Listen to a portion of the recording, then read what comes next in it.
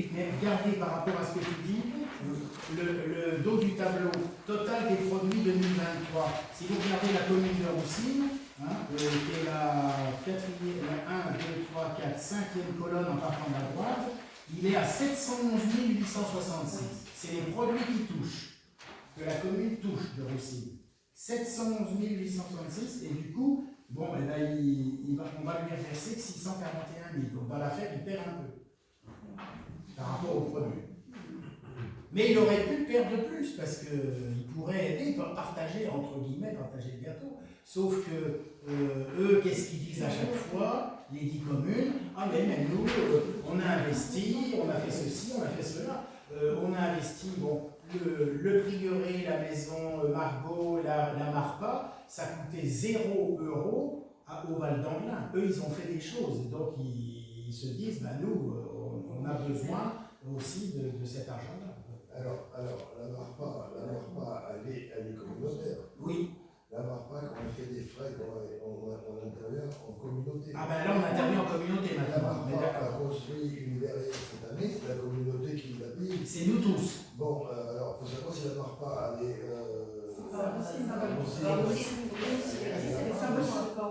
Elle est sur la commune de Roussines. C'est pas clair. Alors, moi je vous dis, pour avoir été dedans, c'est très très compliqué, c'est très difficile d'avoir les chiffres. Le conseiller aux décideurs locaux, quand on lui a demandé de venir nous accompagner sur la CLEC, il a dit non, c'est une affaire d'élus, cette histoire-là, donc moi je ne viens pas.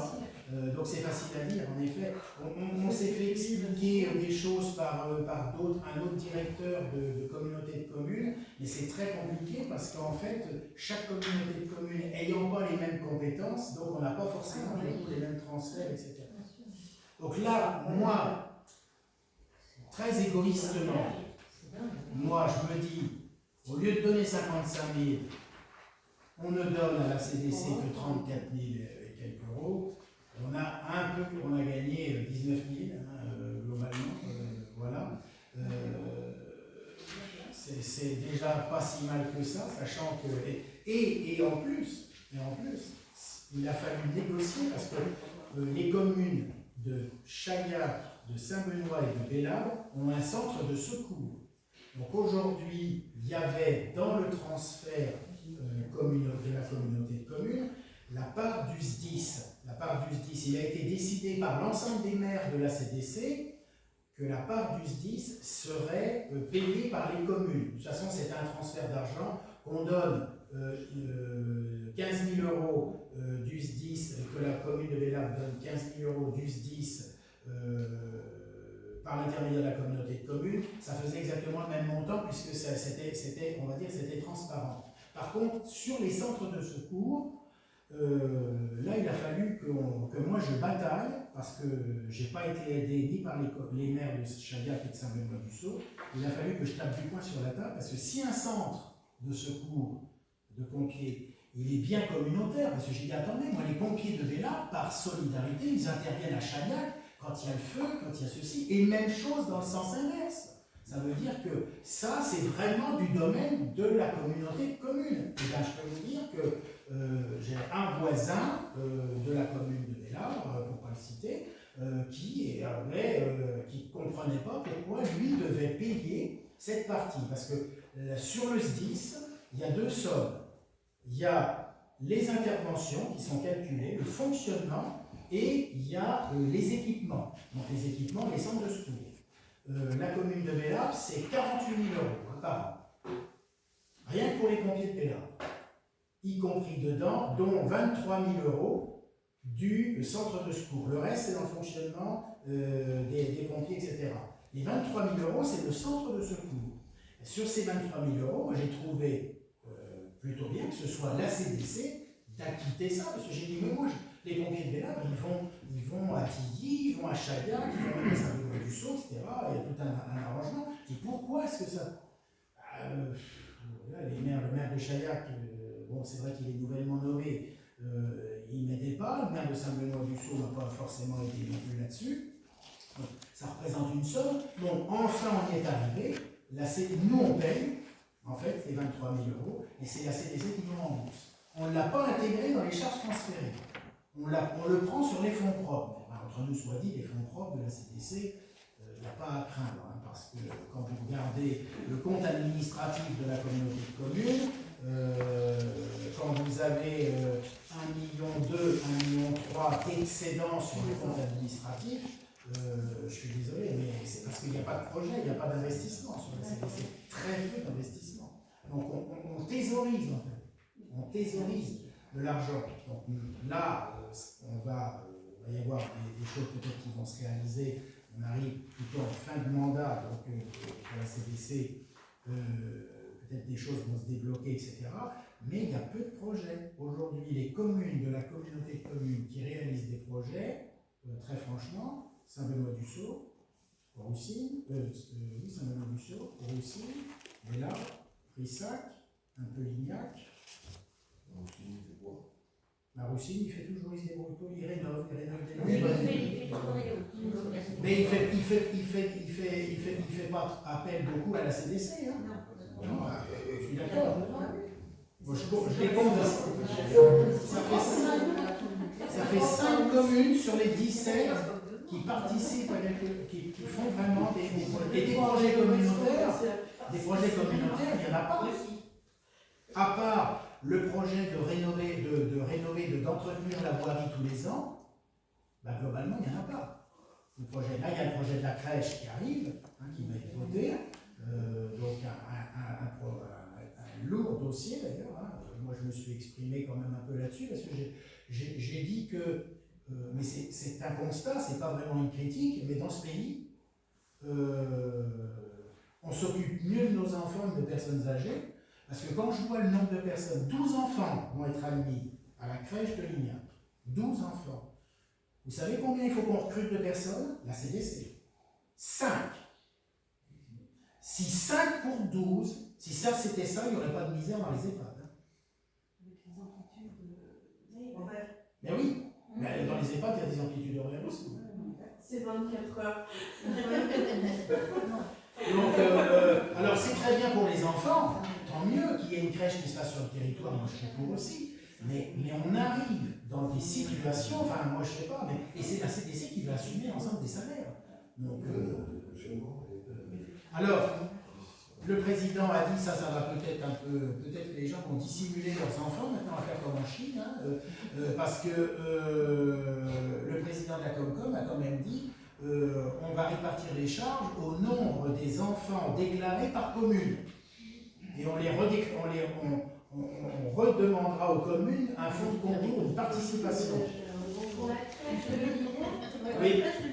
Ils vont demander, par exemple, à nous... Non, si les enfants y vont. Ah, si, voilà, bah oui, parce que c'est les enseignements de la Les enfants qui vont fréquenter. Les enfants.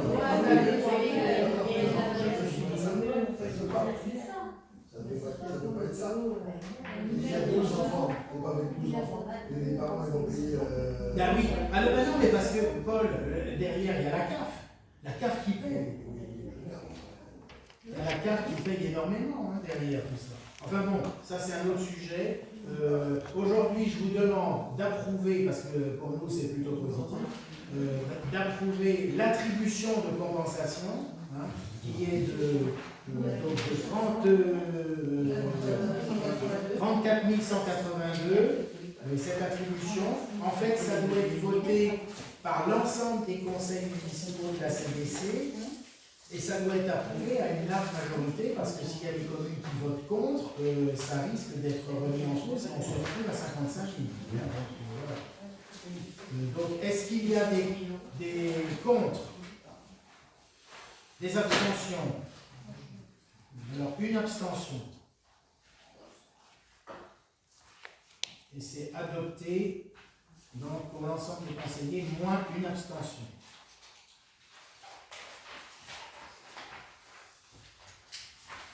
Nous passons ensuite au tarif des salles municipales. Et donc là, je vais me poser un peu. Donc je confie. Non, c'est salles municipales. Les salles municipales, dans l'ordre du jour, c'est ça. Les salles municipales, donc Sandra qui est la présidente de la commission, va vous faire part du travail de la commission qui s'est réunie et vous donner les informations par rapport à tout cela. Donc, on ne relit pas le règlement en entier. Oui, c'est une édition. Donc, après, voilà. Comme ça, le règlement est comme avant, et après, non. La commune se réserve la possibilité d'utiliser la salle des fêtes pour ses besoins, ceux de ses associations, et le vendredi après-midi. C'est surtout ça. Ça, c'était une phrase qui manquait dans le règlement. Voilà. Donc, c'est un règlement. Alors, après, il y a la description des locaux.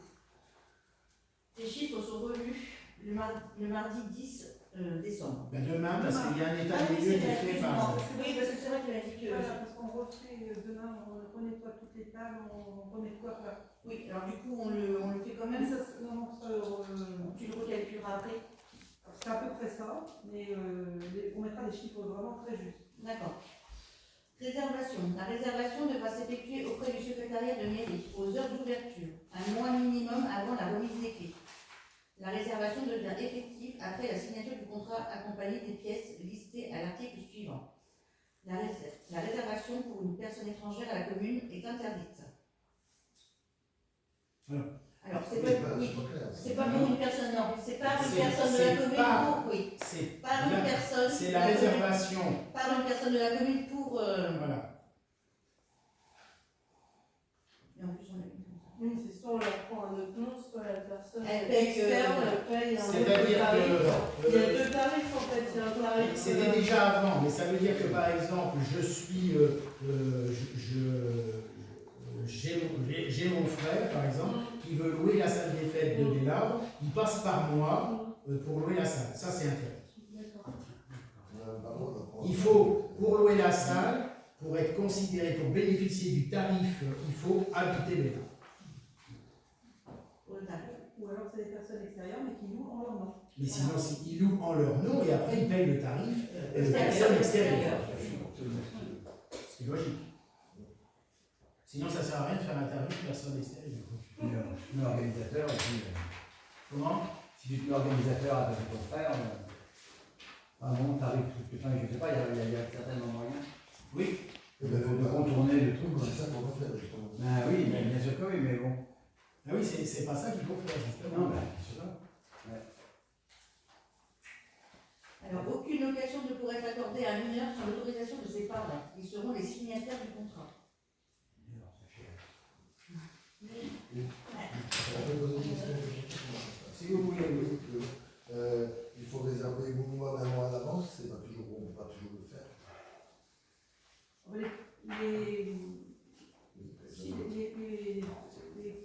Pour les fêtes, Les gens, les les personnes privées aussi, hein.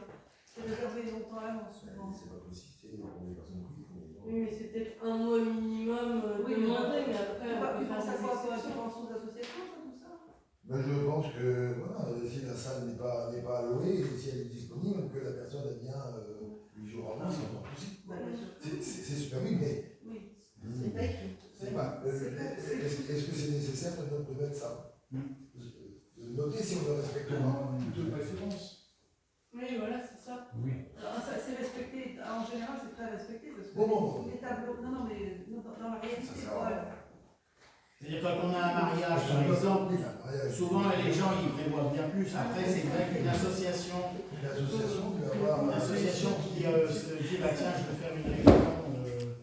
Une association qui prévoit une fête en mars, ben, bloc de bac, il pleut, on se. Ah non, on n'est pas dans ce cas-là. Ah non, c'est pas du tout ça. C'est précisé plus loin. Parce que quand les associations prennent le plan d'eau ou la basse-cour, quand c'était le repli, on réserve systématiquement la salle des fêtes en cas de mauvais temps. Ah, c'est noté. Bon, ben, on va voir plus loin. Ah, c'est pas écrit plus loin. Et pourquoi justement ce un mois minimum, c'est pourquoi pour faire un état des lieux, avoir les bâtiments? C'est surtout pour avoir que les gens puissent se prendre un rendez-vous pour l'état des lieux. Parce que c'est toujours, enfin pendant très longtemps, c'était vraiment au dernier moment. Enfin, les gens ne comprenaient pas qu'il fallait un état des lieux dans un premier temps. Donc maintenant, systématiquement, ça leur est signalé. Hein, donc, c'est aussi pour pouvoir tenir un calendrier, pour qu'il n'y ait pas d'un seul coup, le même matin, il y a 3 personnes qui arrivent, enfin 3 associations, pour une même date. Bah, c'est la première qui arrive qui Bah oui. Oui. Une fois qu'une date est prise, personne d'autre. Bah oui, oui, Oui, oui. mais enfin, le fait de réserver à l'avance, ça permet de planifier, et ça nous a permis de changer des dates pour certaines manifestations, enfin, aux associations de pouvoir changer des dates. C'est pour se donner une marge de manœuvre. Alors, si vous voulez pas qu'on mette Non, non, mais ça ça complique la gestion. C'est comme ça. Ouais, il faut faire comme à l'un, sinon 1 mois minimum de préférence. Oui, on peut rajouter ça.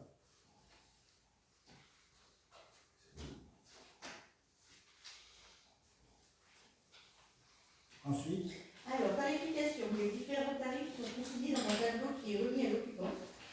Toute journée ou demi-journée supplémentaire est facturée. on verra le tableau des tarifs après. Parfait. Alors, document à fournir, un chèque du montant de l'allocation à l'ordre du trésor public, un chèque de caution pour dégradation de biens immobiliers et immobiliers et pour ménage si nécessaire à l'ordre du trésor public, une attestation d'assurance type RC couvrant les dommages matériels et corporels occasionnés, notamment à des tiers au moment de la manifestation, est obligatoire. Selon le cas, diverses autorisations ou déclarations auprès des services habilités ou administratifs, autorisation de buvette communale ou préfectorale, déclaration de SACEM.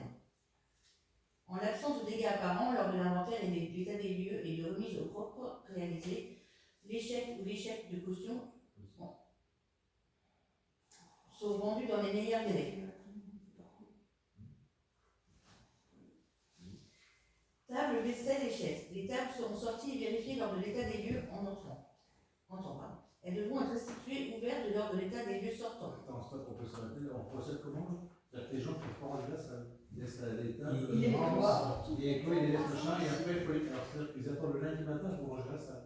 Non, ils peuvent faire le ménage et mettre les tables de côté, mais comme on fait. D'accord, mais qui c'est qui les range après? C'est un des eux. Mais comment on a fait Vincent? Il faudra après moi, les gens qui rentrent la salle, il faut qu'ils soient au moins 2. Ouais, mais après ça, on faisait pas, on n'attendait pas pour ranger la salle le jour même. Tu te souviens pas avec Mireille Vanier? Moi, je regrette. Et c'est ce qui se fait dans beaucoup de salles. On se rend On compte aujourd'hui que... Vincent, c'est qu'on a eu des gros soucis. Oui, c'est vrai, je suis d'accord que les tables sont Le dégueulasses. matériel est tout neuf. Les tables sont dégueulasses. La La perte de la géographie, c'est vrai. On essuie après le jour. On a le constat que les tables sont sales et pas bien nettoyées. Table, chaise, enfin c'est Comme c'est des tables en résine en plus, il y a des... Ça a l'air- on ne met pas forcément de nappe. Une étant Ils en mangent des capacité fois d'acheter avec. des tables tous les ans, et ben on continue sur la table. Moi, je suis d'accord. Mais bon, après, c'est sûr que ça fait un plus. Et pour les particuliers, donc, qui louent le samedi et le dimanche. Oui. Dimanche soir, toutes les tables sont liées, enfin sont nettoyées, etc. On les range que le lundi matin. Soit si l'état des lieux a été demandé pour le dimanche soir, il y a quelqu'un qui pourra faire l'état des lieux le dimanche soir. Soit si c'est le lundi matin, ça sera rangé le lundi Ça matin. va être un dimanche soir, t'as dit? Oui, ça dépend s'il y a présence d'un élu. C'est Suzanne qui s'y jette. Ah ben, moi, je le fais dimanche, ça m'arrive. Ah oui, c'était pas là, ça va. Aujourd'hui, on a recruté un employé communal qui est chargé de la gestion de cette salle et qui le fera le lundi matin. Si, Le si. lundi matin, si les gens sont repartis sur le secteur. Non, quand les gens ne sont pas du secteur, c'est fait systématiquement le dimanche. C'est assez rare. Les gîtes habités, moi j'y viens. Et on a vu avec la personne qu'on a recrutée. Ça s'appelle des astreintes. À l'entrée, c'est pareil, il faudra sortir les On tables. sortira avec eux. Pour dire comme quoi elles sont des propres. Bah oui. On ne peut pas leur demander le contraire non plus. Et ça se fait en pleine salle des fêtes. Hein. Non, mais j'ai Pas vu. Ça va vérifier qu'elles sont rentrées propres, tu n'as pas besoin de les revérifier à la sortie. Donc, pareil dans Non, les mais chaises. on a vu les donnes propres. Pareil dans les chaises, pour le sortage de 100 chaises, il faut les sortir, il faut pas les mettre en place. Il faut vérifier les chaises, parce que les places sont sales. C'est que Ruel a installé la salle. Les chaises, oui, les chaises, c'est moins. Oui. Du coup, On dira oui. Je vous vois que c'est joli. je vais finir avec lui. On continue.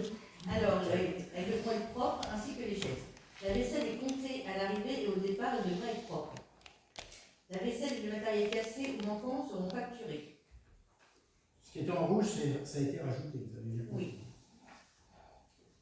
Remise des clés, état des lieux, caution. À sera procédé à un état des lieux en présence de l'occupant et d'un responsable communal. Ça, c'est ce qui existe déjà. Voilà. Les clés permettront d'ouvrir l'ouverture du hall et des locaux loués ne seront remises qu'aux responsables désignés et inscrits sur le contrat.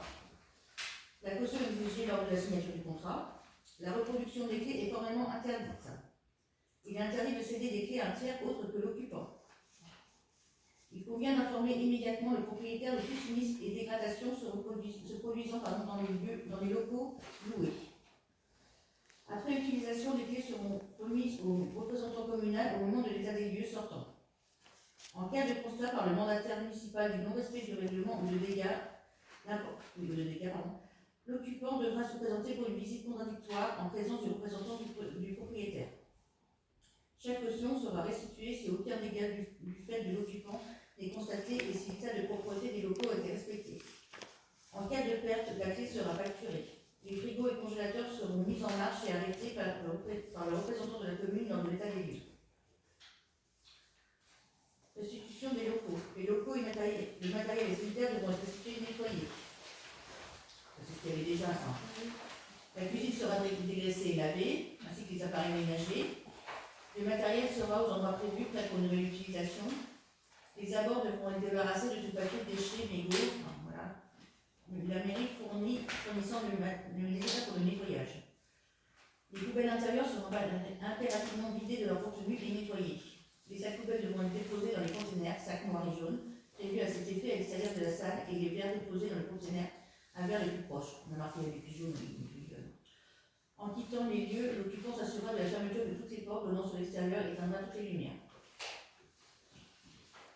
Alors les interdictions, il est interdit de fumer à l'intérieur des locaux, d'introduire ou de consommer à l'intérieur des locaux des produits prohibés ou répréhensibles, de pratiquer des activités répréhensibles et non autorisées par la loi, d'introduire des animaux vivants dans les locaux, de clouer, percer, lisser, peindre ou coller pour décorer. Les tableaux d'affichage sont à disposition derrière le bar. De sortir le matériel mis à disposition à l'extérieur. Responsabilité. L'occupant sera tenu pour responsable des dégradations occasionnées au bâtiment et à son environnement, au matériel, aux équipements et agencements, de son fait ou de celui de ses invités. Les nuisances sonores subies par le voisinage au-delà des heures légales. D'une manière générale, l'occupant dégage le propriétaire de toute responsabilité. Tarif de location. Les tarifs pratiqués selon les catégories d'occupants, l'utilisation et durée sont fixés par délibération du conseil municipal et annexés au présent document, selon les conditions en vigueur à sa signature. La fourniture du chauffage, de l'électricité et de l'eau sont des prestations incluses dans le prix de location. Toute utilisation du système de chauffage complémentaire ou d'appoint est formellement interdite. Révision, la commune se réserve le droit de modifier le présent règlement à tout moment. Voilà, c'est les tarifs de location. Alors, l'association locale, gratuit, association extérieure, 30 €. Pour les assemblées générales.